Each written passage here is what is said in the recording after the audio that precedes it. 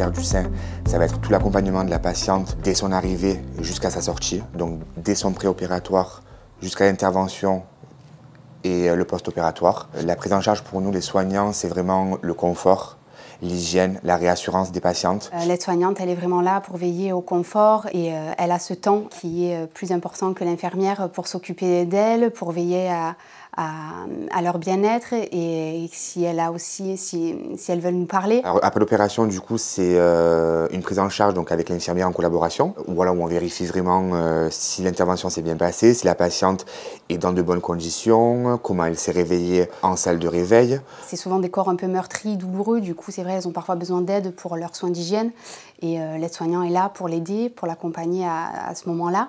Et puis après, elles sont dans une autre dynamique, elles sont là, elles sont en phase de reconstruction, que ce soit esthétique, mais aussi mentale, parce qu'elles se réapproprient leur corps. Et nous, on est là pour les soutenir dans cette étape.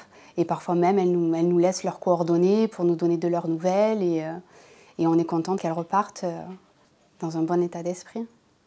Alors, mon rôle principal, le premier, ici, c'est d'accueillir les patientes déjà quand elles arrivent à l'hôpital. Et on commence une hospitalisation par un entretien d'accueil. On lui explique les consignes préopératoires, les banalités d'une douche préopératoire.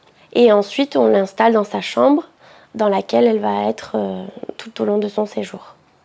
Ensuite, mon rôle infirmier, ça va être la prise en soin de cette patiente. Donc, du début à l'entrée jusqu'à la fin, à la sortie. C'est-à-dire que donc, le démarrage avec l'entrée. Ensuite, le lendemain, elle part au bloc. Donc, mon rôle à moi, ça va être d'assurer son départ au bloc dans les meilleures conditions. Et le retour de bloc. Ensuite, mon rôle, c'est la prise en soin au jour le jour. Donc, les soins infirmiers, donc l'administration des médicaments pour les douleurs, etc.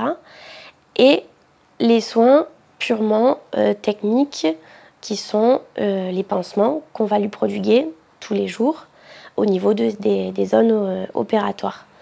Pendant son séjour, on est là pour répondre à ses questions, on est là pour répondre à ses attentes, à ses demandes et surtout à la gestion de sa douleur, du début jusqu'à la fin. Alors, au sein de l'équipe douleur, nous prenons en charge tous les post-opératoires, tous les patients qui ont été opérés et qui sont suivis au sein de la conception. Nous allons les voir et vérifier s'ils ont pas mal, tout simplement. Alors ça, c'est la discussion de base, au travers de différents moyens. Donc, dans le cas de la chirurgie reconstructrice, c'est une chirurgie qui peut être pourvoyeuse de douleurs importantes et donc du coup, on met en place des traitements préventifs. Et surtout ce qu'on appelle des PCA, des pompes à morphine, ce qu'on appelle ça communément dans la vie de tous les jours, qui sont un moyen pour les patients de contrôler eux-mêmes leur analgésie post-opératoire. Mais il y a d'autres moyens, la douleur ce n'est pas que des médicaments et de prendre en charge un patient avec des médocs à bouffer des cachetons, etc. C'est aussi un suivi. Là on discute d'une population de patients qui ont eu un lourd vécu avec une gestion de comment ils ont pu gérer leur douleur, leur traitement, etc. Et donc on a mis en place directement des gens très investis sur des techniques telles que la RESC ou l'hypnose, parce que la douleur, c'est une prise en charge qui est très complète et très en collaboration avec tous les acteurs de l'hôpital. Cette intervention, elle va un peu les perturber sur le plan respiratoire. Donc je vais leur faire un petit entraînement respiratoire juste avant l'anesthésie, c'est-à-dire dans les 15 jours qui précèdent l'intervention. Donc elle respire dans l'appareil, je regarde si c'est fait correctement. Si c'est effectué correctement, je leur dis écoutez, 10 jours avant, vous reprenez votre appareil et tous les jours, 2 fois par jour, vous travaillez. Ça leur donne une capacité respiratoire plus importante. Et il y a un autre avantage, c'est qu'il y a une voie d'abord abdominale, donc ça entraîne un syndrome restrictif. Et en se préparant déjà, en faisant déjà des exercices respiratoires, ça leur permet d'éviter de perte de volume, quoi, de pallier à cette perte de volume. Et donc le jour de l'intervention, je ne suis pas là, je viens le lendemain et on fait un premier lever précoce. C'est très important de se lever très précocement, ça évite toutes les complications du décubitus. Et donc je leur ai déjà expliqué la manière dont on allait se lever, qu'est-ce qu'il ne fallait pas faire comme effort. Voilà, comme ça, déjà, elles ne sont pas surprises de me voir, elles ne sont pas terrifiées à l'idée de se lever tout de suite. Bon, je leur explique que si tout va bien, on se lève et peut-être on va faire un petit brin de toilette. Si elles ne se sentent pas, ben écoutez, juste une petite assise au bord du lit, tranquillement, voir si tout se passe bien.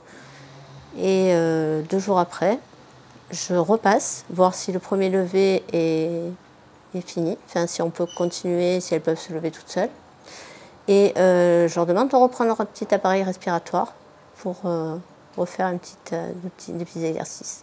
Après la mastectomie, la reconstruction avec le grand dorsal, le DIEP, le lipofilling ou selon les interventions choisies par le chirurgien, une fois qu'il y a un volume apporté au sein, le chirurgien m'adresse les patientes pour que je refasse les aréoles mammaires.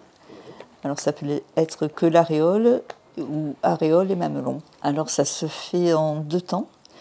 Un premier temps, je les vois en consultation. On fait un test pour voir s'il n'y a pas d'allergie, des contre-indications. Et après, on choisit la couleur. C'est un moment d'écoute, beaucoup, et de voir ce qu'on peut apporter le mieux aux patientes pour choisir la couleur.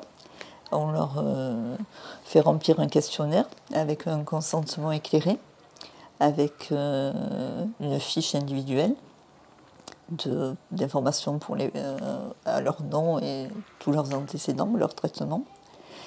Et une fois que j'ai fait le test, je commande des pigments.